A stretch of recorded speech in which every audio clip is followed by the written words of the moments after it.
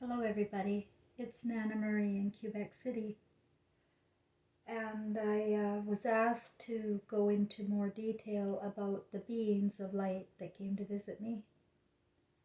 So I decided tonight's video would be to tell you some of my spiritual encounters, especially that one. It's a remarkable story, and it's probably unbelievable to the people that live in the head and believe what they were trained to believe. It's very sad what people believe through and through. It's beyond sad to me, because a lot of people are waiting for a Jesus Christ sort of superstar to come and save them. And that was the biggest lie of all. And I'm going to just go over a couple of things. We are in a position now where we're becoming conscious to the reality that we're in a movie simulation, that however it started, it doesn't really matter at this point, but the movie is evil. We're in a horror show. We've been in a horror show, I know, for at least 2,600 years. That's the time frame in my mind. I get all of my information through spirit. I am not making this stuff up. I couldn't possibly. I'm not that intelligent. I couldn't possibly make this up. But I'm trying to show people the gravity of our situation and how critical it is for everybody within distance of my ears, or with my voice, who can hear me, to hear me and say, return to your heart, return to your feelings, return to your own conscience, and forget about everything that they ever taught you here. And whatever is going on in the media now with the arrest of you know who, it's not true. Nothing's true that you're watching. These men are billionaires, and they are the same billionaires who have been controlling the world all along, in the same families. It's the same people, guys. We don't die. We are our ancestors. We are our present selves. And for a lot of people, you'll be the future infants to the New World Order here in this movie. So the fact that this has happened to me is it put me into PTSD in 2016 when the big event happened. I already knew we don't die because Trevor died in 2003, and he came right back, and he was sitting on my bed and all over the place. There was no doubt that his spirit was around me and giving me messages, signs, through electronics, through music, through, I couldn't possibly be here unless it was for Trevor, because I don't have anybody else. I have Frank, and he's all the way 3,000 miles away. I don't have anybody else to give me the information that I've got. So, or to help me with my computer work, because I am very retarded on the left brain. My memory sucks with everything that I learned here. And that's good. That's a good thing. That's what we want. We want to really destroy the left brain. Everything that we learned here is the left brain, and it's a prison. It's a prison that we've been growing and getting worse. The imagination here is not getting better. It's getting worse, as you can tell. And it is all in the imagination, because we manifest reality from our imaginations. So I can't even blame the billionaires. You know that? We can't. There's nobody blaming the billionaires. It's the people that worship idol stars. And Jesus warned about worship of idol stars. In fact, I got it. I took it out. I wanted to just, before I go into my story, just tell you, you shall not make for yourself idols, nor shall you set up for yourselves an image or a sacred pillar, nor shall you place a figured stone in your land. That I just Googled that. I tried to Google a whole bunch of other things that I know Jesus said, because he did exist. He was a man. And I wanted to, find some of the things that he had said that I can tell you. It's right there. It's in the Bible. It really is.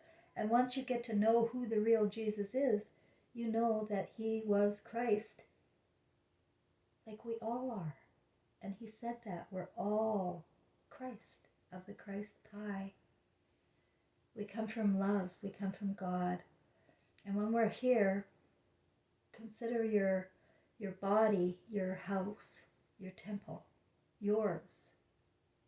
But they have made this temple outside of us and the God outside of us. And so when we have the God outside of us, and that's what Jesus warned about, then we don't have our own conscience anymore. We have to go with the God outside of ourselves. Jesus said, do not wear fine clothes of silk and call yourself Rabbi and Father. Well, that's who it's all we've been doing for 2,600 years, is worshiping these guys in these cloth silks. And they're graven images. Now talk about the images of Hollywood. We're in hell here now. So I want to reintroduce the real Jesus because he did exist. And my story is so phenomenal, unbelievable, and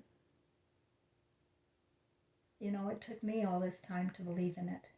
And that's going to be the challenge for everybody, is to learn how to believe in yourself again. It's critical that you do. You learn how to believe, and you trust your own vibes, trust your own instincts, and yourself in your own house. But to look outside is a mistake. It takes you away, it distracts you from your own house. Yeah, there's another one here. And Jesus went into the temple of God and cast out all of them that sold and bought in the temple, and overthrew the tables of the money changers, and the seats of them that sold doves. And he said unto them, it is written. Now remember, listen to this very carefully. And he said unto them, it is written, my house shall be called the house of prayer, but ye have made it a den of thieves. So he's not saying it's his house as if he's God. But the way they word it, I guess they still want you to have that feeling that he is your God and coming to save you from your sins. But your house is your temple, and it should be a house of prayer, which really means meditation, visualization, emotionalization, so that you can manifest a beautiful life. Because that's where your magic is, because you are Christ, just like Jesus was. And that's what I'm here to tell you. I am Mary. I know the lives of Mary, the first Mary, Queen of Scots, and Gladys Love, Elvis Presley's mother. We pick roles, and we come time and time again because we can't die, and we are all one. We are all part of the pie. But we're trapped here, and we're trapped in a dimension of thought. It's consciousness of thought, and it can be fixed. Everything can be fixed, but it has to happen on an individual basis, because certainly it's not going to get out there through the media.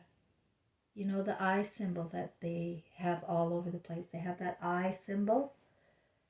Understand what that means. The eye symbol is when Jesus said, take the beam out of your eye before you harm your brother. The beams in your eyes, those lights, are recording your story. And our imaginations here are hideous.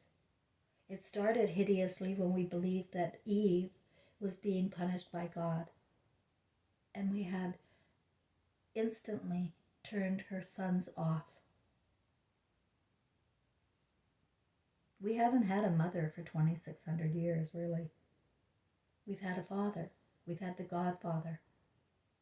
And we believe in outrageous things just because we're afraid of this Godfather.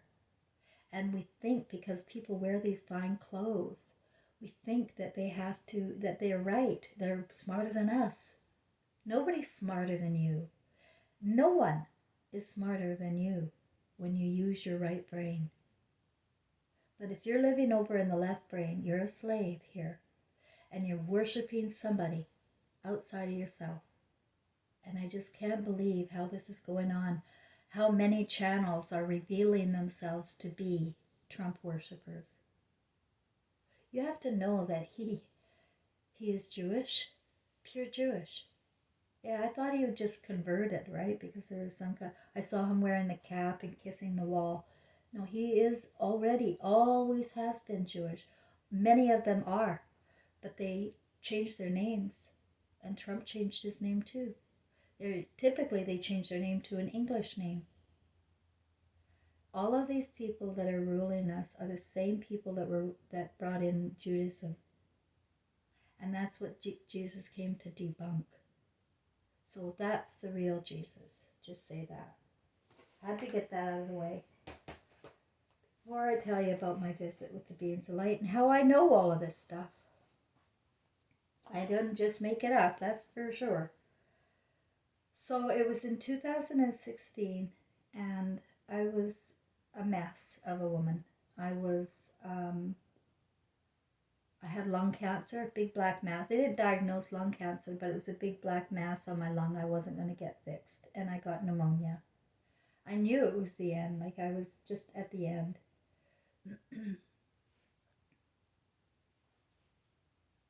A girlfriend of mine popped into my life. You see, this is how life works sometimes, and introduced cannabis oil to me just before the beings of light came. Cannabis oil opens up your senses and you become more aware. A lot of people become more paranoid, but that's only because you're seeing reality, and you should be paranoid. You should be very fucking paranoid, because this is the world we're living in. It's a scary one. It's really scary, and children are not safe. People are not safe. So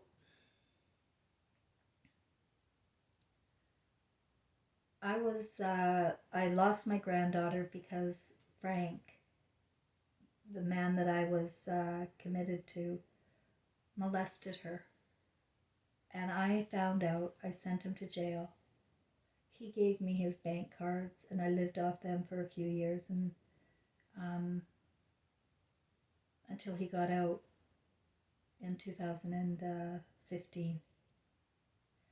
Now I lost everybody. I had no friends and no family to support me after that, because I'm the scapegoat. There's scapegoats in families. Every scapegoat is a secret angel. I'll tell you. They take one target and completely lay all of the responsibility for the problems in the family on that one person. And it's usually the truth teller. It's usually the one that points out the inconsistencies of life. You don't want to hear it. So the reason why I say that is that I let him come and stay at my apartment this night in September 2016. Not in my bedroom, because I would never have a relationship with him again, but I needed his emotional support. He has saved my life. I can't count how many times. I cannot count how many times he has saved my life. And has known me since 2007. He knows my family and everything I've been through. And if I didn't have that concrete Frank, I would think I would go insane. but he keeps me grounded, and he knows what's real too. So this night he was in my house, and I was very, very paranoid about that. You know, and I'd just gotten this cannabis oil, and it was all actually already helping me. I could pee and I could eat, but I'd only been on it for a few days. But I noticed it was working, but the other side effect was I was hyper aware of my feelings. That if anybody found out that I had this man who molested my granddaughter, who already hates me for all of this, if anybody found out that he was my friend, I would just, it was terrible feelings that I had, right? I was guilty. I was ashamed. And he was in the guest room that night, and I had just gotten a new kitten. I named Truly. Weird names that I was coming up with for my cats, but that's another long story. And my kitten was on my bed. I had a king-size bed. I was living in a condo in West Kelowna, and this kitten was prancing all over my bed, so I was not able to go to sleep. I was in that state between almost asleep, but not. And all of a sudden, everything shut out around me. Like I wasn't aware of the kitten anymore. I knew I was still in bed. I was still in bed. I didn't die and go anywhere. I was in my bed when all of a sudden my whole ceiling filled up with these, I thought they were angels, but then I realized they were beams, like beams of light, golden light. It looked like a chandelier. That's what it really did. It looked like a chandelier above my head. But I knew they were spirits. Like I knew they were talking to me. Are you talking to me? Yes, they were talking to me. And they began, it felt like it went on for about an hour of downloading this information, this hideous, horrible, beautiful, amazing, hideous information of the world for the last 2,600 years. It was, it well, it put me into PTSD, but I'll just finish the story first before. I wasn't in PTSD as they were downloading it. I remember at one point shouting out, I knew it.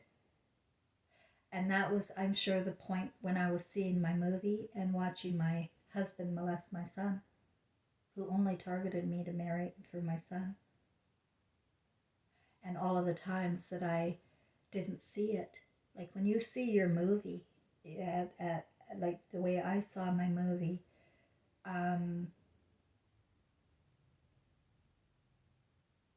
you just wanna, it's hell. It's hell. And I really didn't do a lot wrong in my life, like compared to other people. It was hell because my intuition was removed from me. And I had to feel everything my son went through. You feel for the people that you harmed. And I harmed Trevor by taking him to school, taking him to daycares, staying out and working and going to school and doing all sorts of things other than being a mother, and letting Gary raise him, basically. And I had intuition, but I was powerless. If I thought that my husband was molesting my son, I would have killed him myself, I promise you. But I knew, but I didn't know. Like, I had intuition, and then I talked myself out of it. That's what we do. We use our left brain to lie to us. Only feelings are the truth, but we let the left brain use words to lie to us. Please remember that. Don't lie to yourself anymore. It's the left brain talking to you, and your right brain's going to regret it. You never lie. So they were downloading all of this, and I saw my movie, and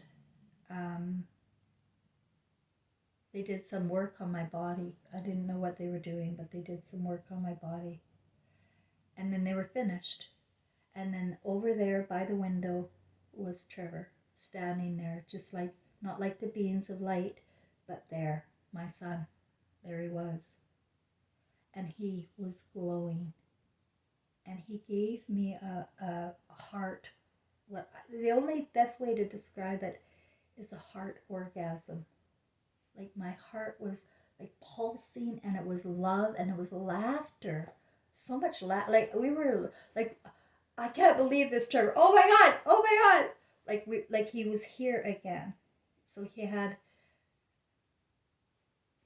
you know, the same information I was given.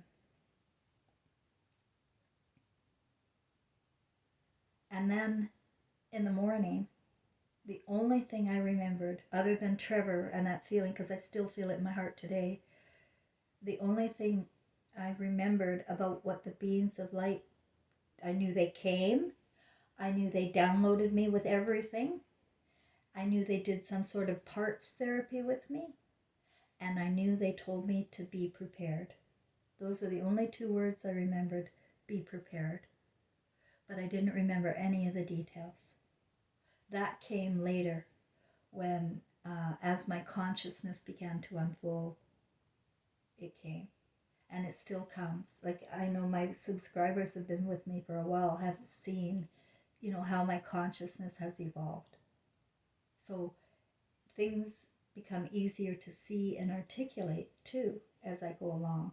Because I'm going to tell you, thinking I would be Mary is a laughing stock. It's fucking ridiculous. And Trevor, the spirit of Jesus. Like, no way. That is not our story. That was not our story. But then it came to me in my consciousness, the way Trevor told me when he was 13. He was introduced to that game, Simulated City. And he was flush, and it's still in me, like, so loud. It's part of what I saw in my movie. He came to me and said, Mom, this is real. This is how we do life. We pick roles. And that stayed with me. Well, it will open up with me after the beings of light. So I can tell you that Jesus picked King James.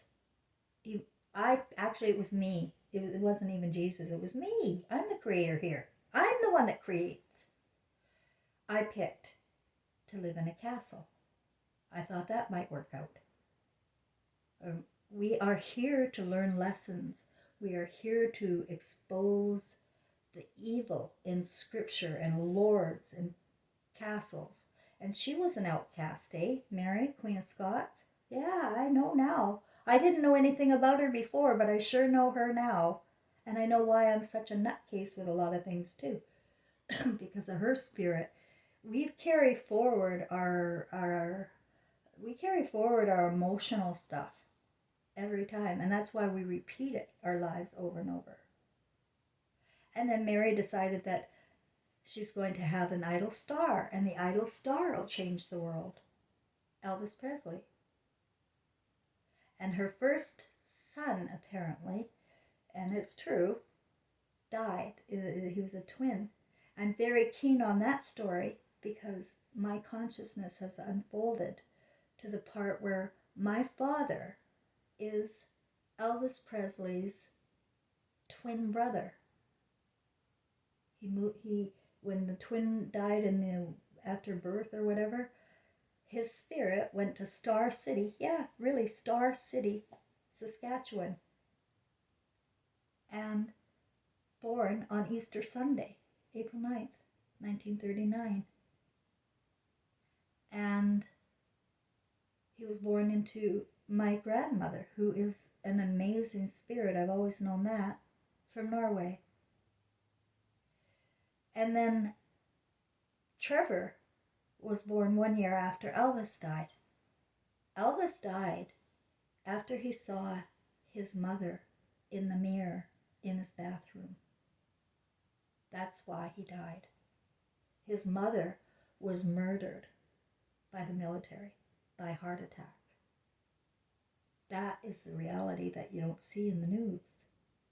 But he was an asset. And me, was getting in the way. She died in 1958. I was born in 1959. With my father, his twin spirit flame brother, and my mother. And then that's how I've connected those dots. But mostly the only way I can connect them is through the feelings and watching. I'm lucky that those lives are written, right? There's history about them. But the history in all cases are off. They lie. And they make scapegoats out of people. We pick roles, and I'm here to tell you that. We pick roles. And Jesus never said he was better than any of you. He was trying to get everybody to stop worship.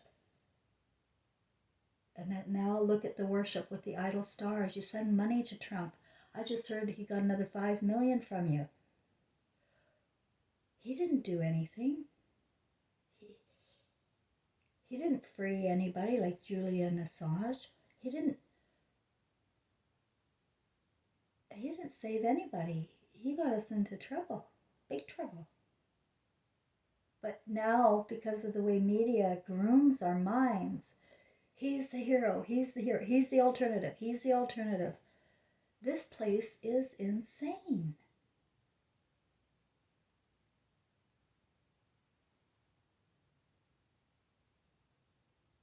So before that, Beings of Light, I'll tell you that Trevor died trapped in flames in 2003. And he was around me and I knew it.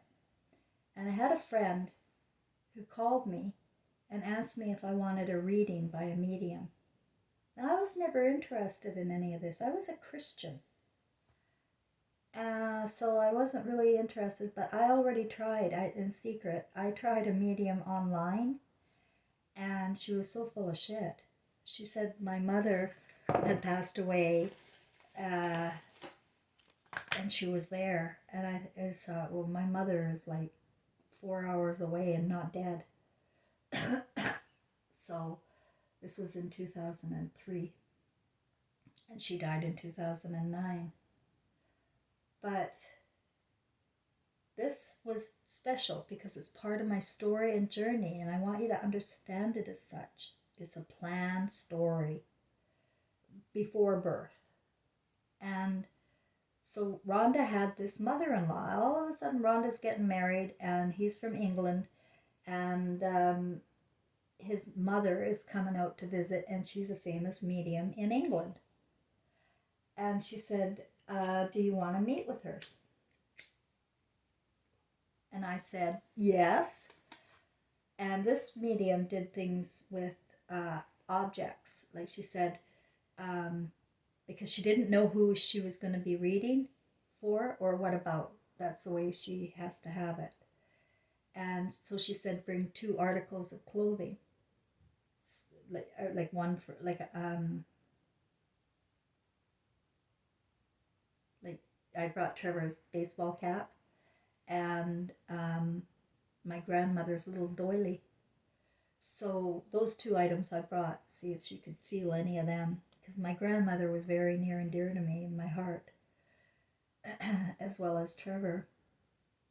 So there I was, just a few months after Trevor died, sitting in the living room with this woman. I liked her right away, but I really didn't really believe in her. And she was feeling the clothes, and then she started talking. She says, "Oh, I see your grandmother is right there," and she said, "Trevor is hiding behind your grandmother," and she said, "Oh, he died in a horrible accident in a posh car. It's a posh white car," she said. And it was a or what do you call them, BMW.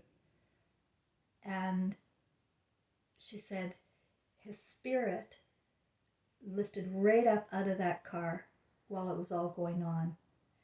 And there was still a thread attached. He wasn't dead. He wasn't dead, she said. And when that thread is still attached to the body, he's not dead. He's just out of his body. And the accident was so horrific. Like, I mean, Trevor, way to go. I'm sorry for laughing, but like, listen to this. He had 3 skull fractures, a ruptured spleen, and 3rd-degree burns to 80% of his body. The worst of the worst. But it gets worse. And I am laughing because this is my son, and I know what it's about, okay? They had to cut his legs off at the knees because the engine was on his legs. His engine was on his legs. And they couldn't, and he was alive. That's why when he's alive, they remove extremities, apparently.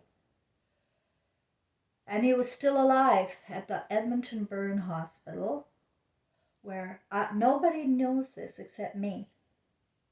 They put a white sheet over him and put him in a storage room to die. That's it. He was there. he saw it. He was there. We're all there after we die. We know what's going on. That's the truth. Not just Trevor, not just Jesus, it's all of us.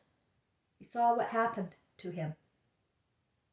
And so anyway, what made me, now I did not get that from Barbara. Barbara did not tell me that, the medium. She just told me that the thread was still attached to him. And so when I got my consciousness, like with the beings of light, it came to me. That is how I got that. But anyway, she went on to say that he saw you kicking the vacuum cleaner all the way down the stairs yesterday.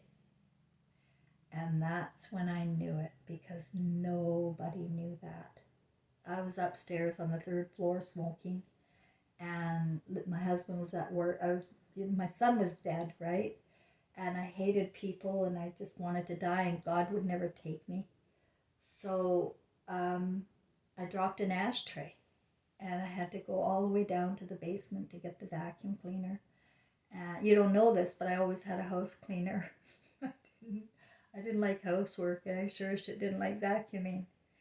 And I brought it upstairs and vacuumed up the ashes, and instead of bringing it back downstairs, I literally kicked it all the way down. And I don't act out like that. Like, I am very passive, and I will emotionally I emotionally lash out. Yes, I do. But I'm not violent. No.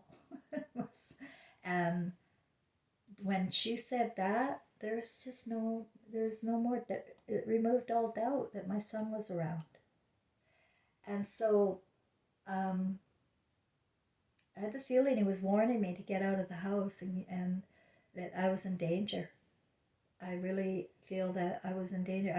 My spirit called a transition house, which was stupid because I could just go get a hotel. But I wasn't thinking, I was just scared. And I even went to visit the transition house, but that's where I got the idea, hey, why don't you just go to the Ramada and phone him and tell him you want a divorce, because you're scared shitless of him for some reason that you can't fucking figure out anything about him. Never could. Married for 20 years. I was always on edge around him. Always. But he's got the facade. He's got the good jobs, the good friends. He's got the popularity. And but it was me spazzing out in spirit always around him for no good reason. It's all in your imagination, Cheryl, type thing. And that's what you do, eh? You're living in the head, and you're worshiping idol stars, and that means anyone. You don't worship. People start worshiping me. Oh, it's a big turnoff. It's a big turnoff. And it takes us away from our hearts to know what the hell is going on in your house. It became a den of thieves, rapists, murderers, because we manifest from our imaginations, and our imaginations are being fed to us. It's hypnosis, which was invented, by the way, 3,000 years ago in the Greek sleep temples. It's all coming from the Mediterranean, but the hypnosis is the Garden of Eden. That's a freaking right there. I recognized that right away when I became a clinical hypnotherapist for this story, for this movie. All of my life experiences have been for this part of my movie. My last part, I was Cheryl Ann Grosclose, a scraggly scapegoat kid who couldn't drink enough, couldn't run away enough, couldn't close her mind up. It was just crazy to her. But I felt crazy. I wasn't crazy at all. I am reacting to an impossible world that is so unconscious that people don't realize what they're doing. I am positive my family have no idea what they're doing. And I think Jesus said something like that too. We don't know what we're doing.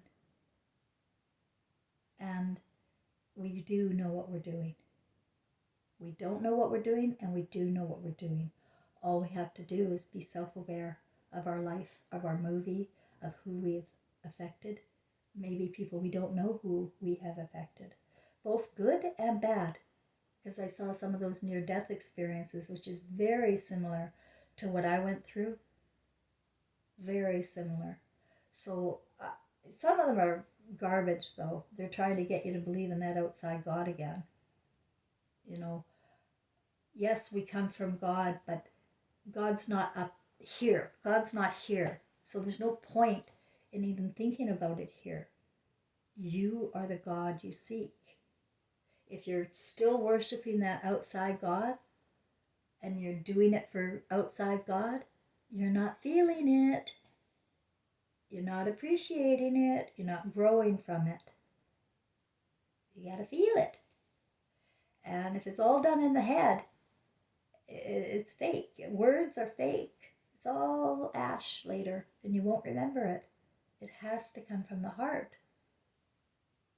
These are things that I have come to consciousness about. Everybody can have spirit communication if they learn how to practice, as I talked about in my video yesterday, to go into a practice of self-hypnosis and deprogram your brain. Learn how to drop words, stop abuse, stop fantasies and obsessions, but you have to take control. Only you can. Don't go to a doctor. They're not going to help you. They're going to gaslight you. You have to take care of it yourself, and that's the bad news. The good news is that you're going to find your miracle, and nothing's too late. It's not too late. But you will be recycled, and I don't know what into. You will come back. Like I can just see my family. They got lots of people coming back together. Same soul group, only it'll be the great grandchildren, right? And those kids are a freaking mess. Raising kids, they're insane, and they're raising kids. Like my mom was insane. She was a psychopath. I was insane. I was negligent of my intuition. So that makes a psychopath too. I'm no different. My mother and I are twin flames, it turns out. And I wrote a book. It's called Evil Eyes, A Daughter's Memoir. It's at Amazon if you want to buy it. I get about $1 a book. Somebody said in the reviews there, oh, I don't know why she said that. I say that because I paid $10,000 to have it published. Well, actually, Frank did. And he's in it at the end. The story, only not the part that we're friends, because that came later. But it's my life story. And you see, I'm very typical. Very, very fucking typical. But what was missing in my story, I won't even read it. I won't even read it.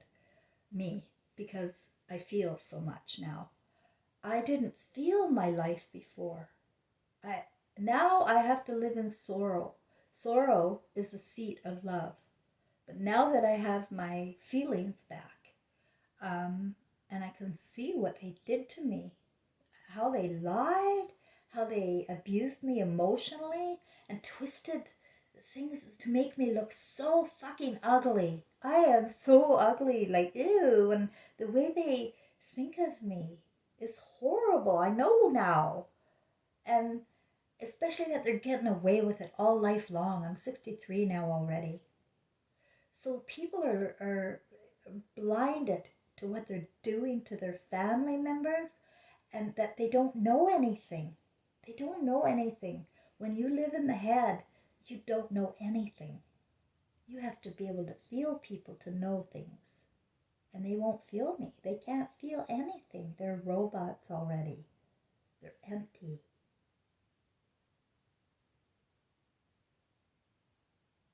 But I agreed to bear the brunt of the anger in this story. In contract with my mother, who is my twin flame. She's the one that I was following up in North Vancouver as a spirit, and that whole me deciding to slip into the cartoon character body type thing of Cheryl Ann Grossclose. I took her place of Eleanor's 4 kids, and I agreed. So I also have that in my toolbox of information that helps me realize this is all very real. Like, I couldn't possibly make this stuff up. I would really be a genius if I could.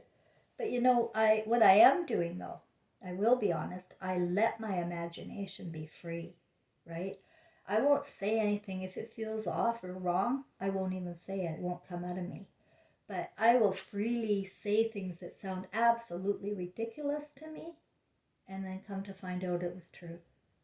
So my imagination was gifted to me through these beings of light. And my son, Trevor, forever.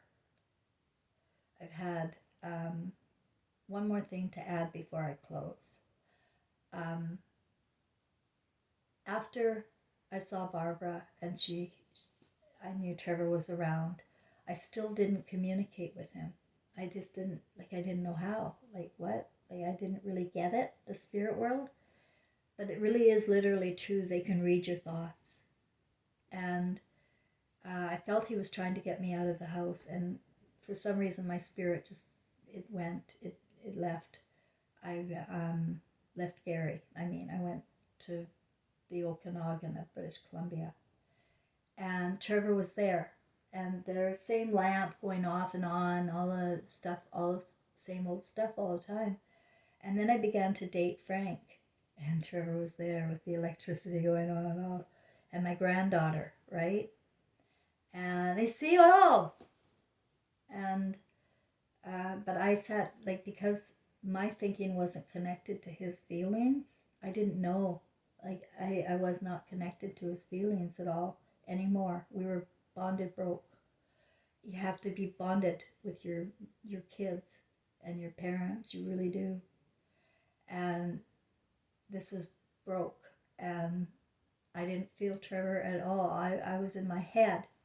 So what I was doing in this 2008, I just decided to talk to him out loud, because by then I'd read a lot of books about the afterlife.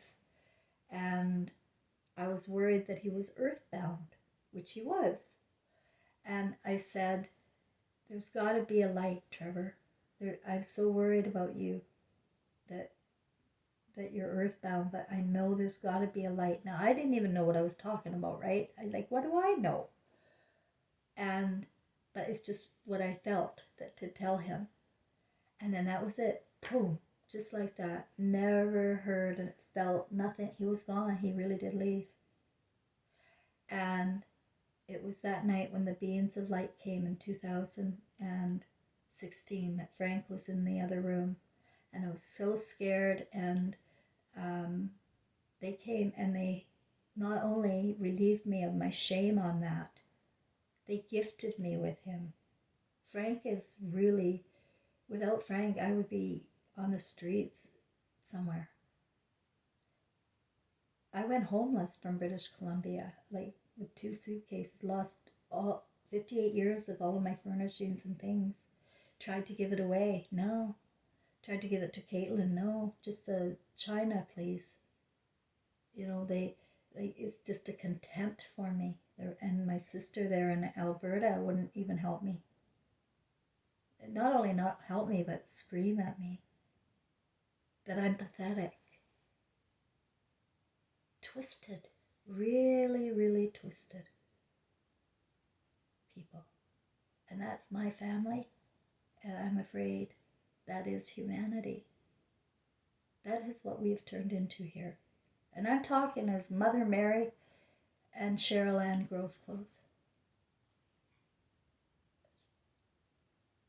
Or Nana Marie Thomas, as I like to call myself now. Which was, again, part of my story. But I've got to tell you that the imagination here in the fantasies against each other is what's causing all of this. And you have control over your fantasies. You have control over worship. And you have control over your thoughts. And you know that. I want you to be leveled up when you die this time. I want you leveling up. There are many dimensions and universes.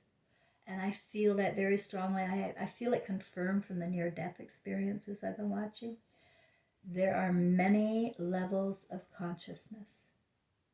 And to level up, you have to recognize evil.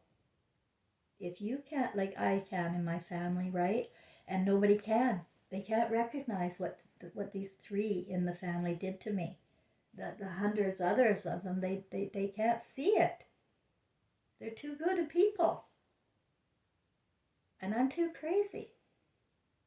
So understand that you don't know people at all. You really, really don't. And the only thing you can trust is yourself and how you are thinking and treating others. This is all that matters. At the end of the day, it's your movie. At the end of the day, it's like, I just can't imagine how shitty this world will be next generation. I just, pardon me. It's, thank me God I ain't coming back. And neither is Christ. Christ is leaving the building. Christ can't be born in this dimension. Okay, this dimension is way too sick. I don't know what happened, but the evil consciousness has affected souls. Trust me, it's affected souls in a way that it'll make you go into PTSD if you really knew. Like I went into PTSD.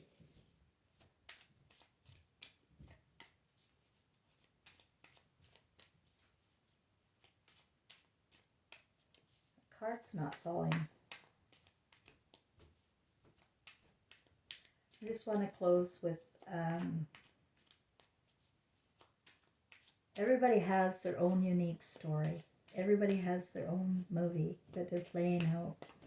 But we're a part in this big movie. This is a simulation. Nothing is real.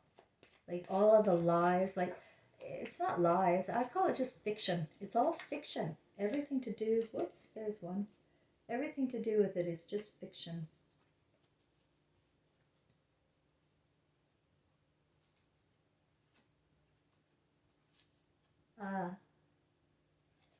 So I could pull 2 fell out. I've got the King of Cups.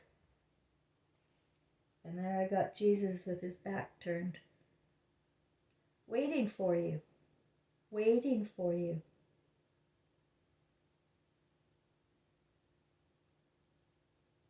Waiting for you. To be Jesus. be the God you seek and have a heavenly ending to your movie. I like good endings. I don't know about you, but I am, if you're a movie buff, I really like a good ending. And it's individual. It's personal. Okay? It's not going to be, you're not going to see, the others there. You're going to see your own. And there's nothing better than sitting down with the people you love and watching an amazing, loving, and more than that, grown. Imagine the joy, like I feel that I have grown so far beyond 3D. I'm so proud of it, and I'm so happy. I don't have to come back. It's a different dimension. I'm not sure how it all works. I just go by my guts and spit out how I want to say it. I don't have the proper words because I don't read books on these things.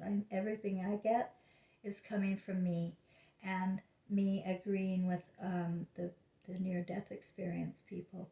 A lot of them. And you got to know that there's ones that'll get you feeling bad. And,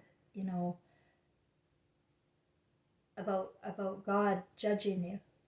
No, God is going to judge you. It's you going to judge you. And these near-death experience people have to keep coming right back. And so do you. Like even when you die and don't die, it'll be coming right back. I want you to come with me, and we can have a good laugh over this, right? It's not going to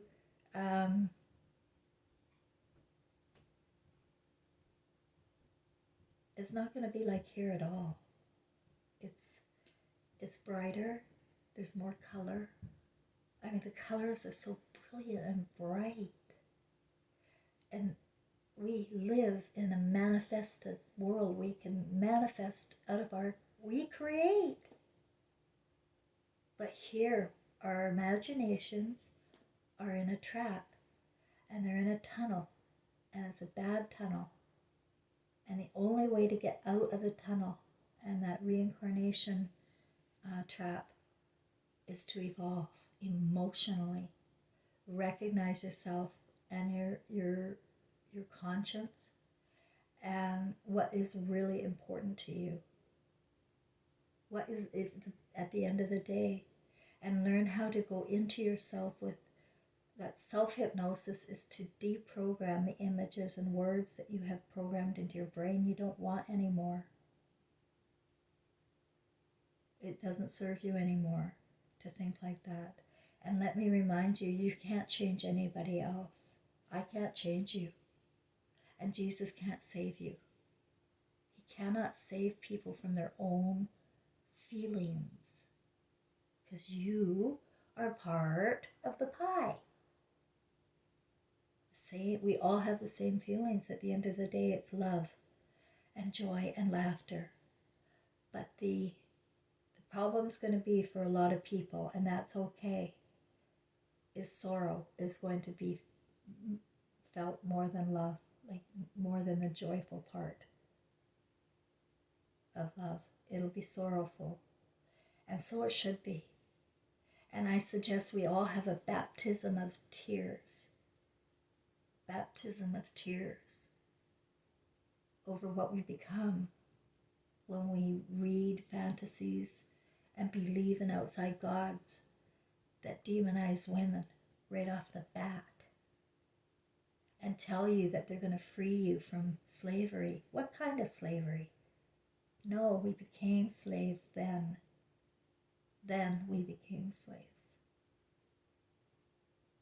And you are free to erase anything you want from your imagination. You're free to clean it up, like I suggested how the other day or yesterday, in making up a garden in your fantasies. And start slow with that, and then start seeing yourself in a new way, in the way you want to be, in the way you imagine yourself to be, if you weren't taken away. If there was nobody judging you, no outside influences, you go in and be that in your imagination. You go on ahead. As long as it works with your conscience and your feeling of love, as long as you're working with that, you're going to be just fine. And I want to add, not everybody has my sob story as a scapegoat and whatnot, so you may think I'm crazy. I don't think everybody has the same experience as me. You've got your own, but you can take my words and whatever helps you, gives you tools or something, go ahead. And what doesn't suit you, no, leave it. That's how you evolve. You take bits and you run with it your way. I really believe in you. You can do anything I can do. Hey, where have I heard that before, guys? So, if you like this video, let me know. And it may encourage me to keep talking. I appreciate that very much, guys.